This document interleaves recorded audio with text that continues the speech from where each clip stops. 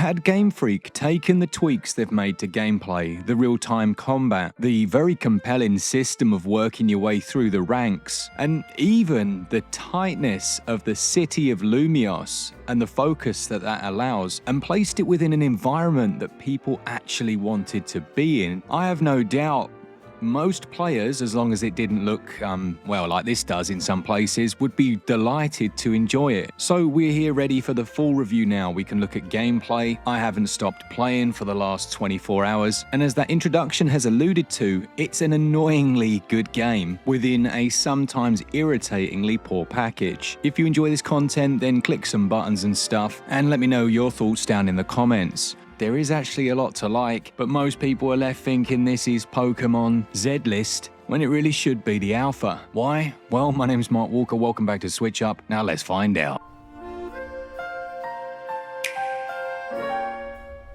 Okay, storyline then sees you entering the city as a tourist, and then you come under the wing of someone who decides that you would make an excellent Pokemon trainer to essentially help their guild to gradually work their way through the ranks of the Pokemon ZA Royale, which is the big tournament in Lumios City. There's also a bit of a detective spin on things as well, as you help out with the detective agency and with a load of Pokemon research. Things do take a turn a few hours in when you realize there is a much bigger picture here, and it's reasonably engaging with good characters. The storyline's not going to set the world on fire, and I think they could have improved its delivery in a few different ways, not least of which is actually the presentation, as we'll go into when we look at visuals and performance as well as audio, but it's reasonably easy to follow, quite coherent and enjoyable enough.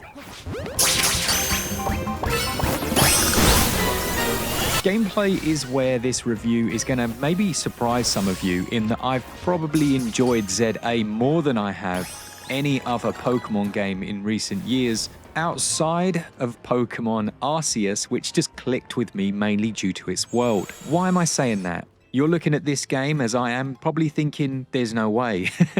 That world doesn't look enjoyable, it looks so lifeless and bland. But credit where it is due, this one does a lot right. Firstly, we have the combat. Combat goes down the monolith route with the real-time action, but still using everything you know about Pokemon.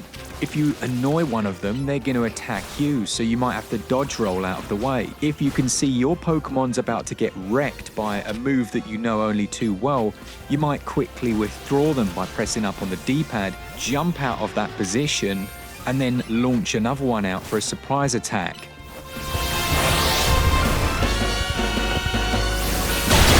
You can see the attack damage and effects on the right side of the screen. I think that was perhaps a poor choice of placement, mainly due to the fact that you cannot pause those battles. I think some players would have liked a pause function, just to give you a few seconds to calculate your next move. Would that have changed the feel of it? Yeah, it definitely would, and maybe that's just not something Game Freak wanted to do. If you want to get the drop on enemies as well, you can creep up to them and then do a surprise attack, which gives you the advantage. The introduction in this game of the Mega Evolution is also quite well handled. You essentially get specific stones that will allow you to mega evolve certain Pokemon. You gain those stones by trading in mega shards, which are the pink crystals you destroy in all over Lumios City. You have to place these in their hand, which is a bit weird, but you just do. And then you see this in the bottom right hand corner of the screen during battles that will gradually build up as you do damage against the enemy, and then you can mega evolve a Pokemon, the one with the stone, allowing them to do massive damage. This is used in clever ways. There are boss fights that have you as the player dodging attacks, area of effect moves, collecting up pearls and then doing these mega attacks. They're just a little more involved than maybe what you'd be expecting. Now, outside of this, Lumios City has these different areas. You've probably seen them in the build-up to the game's release, and they're called wild zones. The thinking is that they grouped all the wild Pokemon into these nice safe areas that you can go into and then capture. Now, these are good on a number of levels, and it's where ZA really works in that it's concise. So you can have a look at a wild zone on the map. It will show you exactly what Pokemon you can find there, bar a couple of mysteries. This is a nice way of doing it. It means there's always that chance of something more rare popping up. but it also appeals to the collector in me that I can see at a glance what's in these areas. But that's not mutually exclusive. The world at large also has a load of hidden Pokemon around. Some might be on the top of a roof, others only accessible through certain side quests. And that side content is linked to the detective agency, and it lends itself to quick progression. And yeah, that's what the game does so well. It's just speedy. You can fast travel to anywhere on your map at any point, as long as you've previously visited. At the start of the experience, you do get some customization of your character, and I lamented that in my performance review because there's not a great deal you can do. You have 8 different archetypes, a few floppy haircuts, and then you're sent out into the world. However, ZA has loads of shops. Like loads. You've got entire Parisian avenues of shops that you can go down, making purchases left, right, and center, deck yourself out in the most ridiculous outfits, and then visit the stylist to change your hairstyle. It's still not as much as it should be. Like, I want to be making a character that looks like me, and where's the bald look, the beard? Come on. I know what you're saying, it's a Pokemon game, Walker, chill out. But still, I think these are things that should just be in there. Now, as you fight your Pokemon in any of the different ways that you choose, or just creep around capping them if they're caught unawares or weak, your current troop or lineup will level up. You don't have to fight a particular Pokemon to level them up exclusively. They'll just gain experience as long as they're in that active party. Doing so, they'll gradually unlock new moves. You can introduce those as and when, switching them in and out. However, some are permanent moves that you can still switch out, but you'll lose them forever. And then there's this whole research side of the game that unlocks TMs. They're special abilities that only certain Pokemon can use, sometimes affording you unique abilities like the Rock Smash so that you can access new areas. When a game like Pokemon comes out, you hear a lot of tropes. You hear things like, the world is so full of things to do. You know, you hear about every Ubisoft game, when in actual fact, you have a limited number of things to do that you have to do over and over again. It's more about the enjoyment that the things you are given actually bring to the experience. Lumiose City, the wild zones during the day, they're actually really fun. I do like those. The battles during the evening, they keep the flow going. Other activities, there are so many of those side missions. There's the weird platforming, and then there's searching for hidden Pokemon. There might be 1 or 2 other bits like visiting restaurants or buying clothes, but that's essentially it. I wouldn't say it was a huge wealth of things to discover, but what it comes back to as well is when you're moving around the city, it feels so lifeless in terms of the static NPCs, the backdrops, that it can detract from what is actually an enjoyable blend of gameplay mechanics. And they tie this gameplay flow together using a day-night cycle. At the end of the night, you'll get a summary of your achievements, how many medals did you earn, and overall the controls as well are surprisingly good. I've mentioned the dodge roll ability, the sprinting around is fast, climbing ladders, everything just feels quick, but it's let down by the other elements as we'll discuss. Gameplay scores a respectable 15 out of 20, while control scores 17 out of 20. Okay, so I'll give you the broad strokes as we have a whole video on the subject. On Nintendo Switch 2, the game's running at 60 frames per second. On Switch 1, it's running at 30 frames per second with a few drops, and the visual quality on Switch 1 is pretty bad.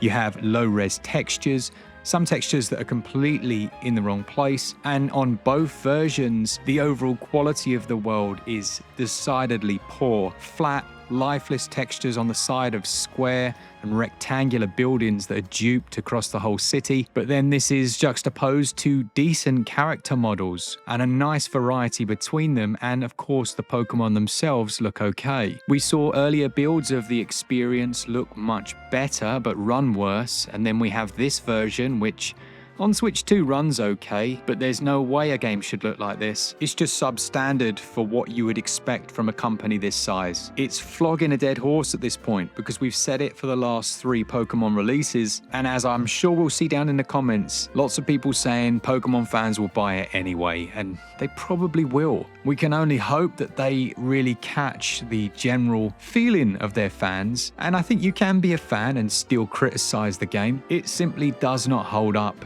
visually for the price you're paying. If you're on Switch, then you can take a couple of points off of this score because this is Switch 2, but visuals and performance, they score 10 out of 20. Probably would have been about 12 back in 2005, but yeah, there you go. When it comes to sound and audio, it's a very different picture. It has a lovely soundscape, and I was actually taken aback by how good the music was until I saw this little Twitter post, and it put a big grin on my face. It's nice to see that they are still hiring some real talent. The same goes for sound effects. For the most part, there are some really nice Nintendo-esque sound effects, like when you collect items as you run around, that makes you want to do it more.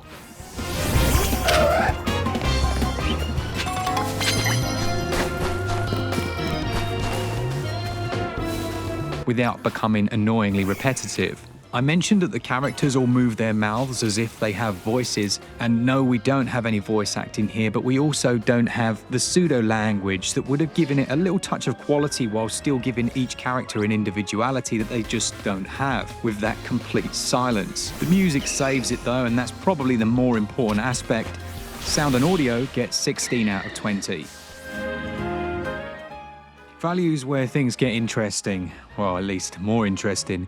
You're looking at £50 for the base version of the game here in the UK. But as we know, there is a Switch 2 edition, which is £10 more expensive. And they're also doing one of my biggest pet peeves, releasing a day one DLC, which is 25 quid here in the UK. It includes a couple of mega evolutions for Raichu and a few cosmetics, but also they'll be adding in new story content in February. So essentially, if you want the full experience, you have to pay for it in what already doesn't feel great value because of the presentation. It's just annoying, to be honest. It's everything that most of us don't like about modern gaming. You pay and then you pay again, but now this is happening all at the same time. The game itself, still fun, with the caveats mentioned, but they are having a laugh when it comes to the pricing and day one DLC. Value scores 12 out of 20.